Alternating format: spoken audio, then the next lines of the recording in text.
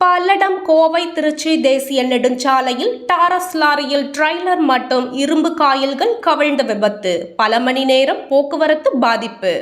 திருப்பூர் மாவட்டம் பல்லடத்தில் கோவையிலிருந்து தோகைமலைக்கு கூட்டு குடிநீர் திட்டத்திற்கு பைப் தயாரிப்பதற்காக 31 டன் அளவிலான காயில் கொண்டு செல்லப்பட்டது. லாரியை சுபாஷ் என்பவர் ஓட்டி வந்துள்ளார்.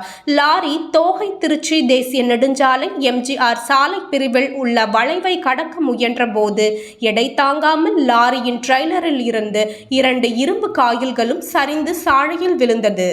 இதில் டாரஸ் லாரியில் பொருத்தப்பட்டிருந்த டிரைலரும் சாலையில் கவிழ்ந்தது.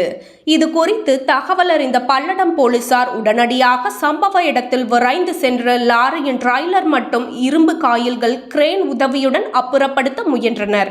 இருப்பினும் காயிலின் எடை அதிகமாக இருந்ததால் கிரேனின் மூலம் இரும்பு காயிலை நகர்த்த முடியவில்லை. இருப்பினும் லாரி மற்றும் லாரியின் டிரைலரை கிரேனின் உதவியுடன் போலீசார் அப்புறப்படுத்தினர். மேலும் இரும்பு காயிலை அப்புறப்படுத்த கோவையிலிருந்து கிரேன் வரவழைக்கப்பட்டு அப்புறப்படுத்தப்பட்டது. இந்த விபத்தில் உயிர் சேதம் ஏதும் இல்லை. இருப்பினும் சாலையின் ஓரம் நிறுத்தி வைக்கப்பட்டிருந்த தள்ளுவண்டி சேதமடைந்தது. அதேபோல் பள்ளியின் சுற்றுச்சுவர் சேதமடைந்தது. இதன் காரணமாக கோவை திருச்சி தேசிய நெடுஞ்சாலையில் பல மணி நேரம் போக்குவரத்து பாதிக்கப்பட்டது.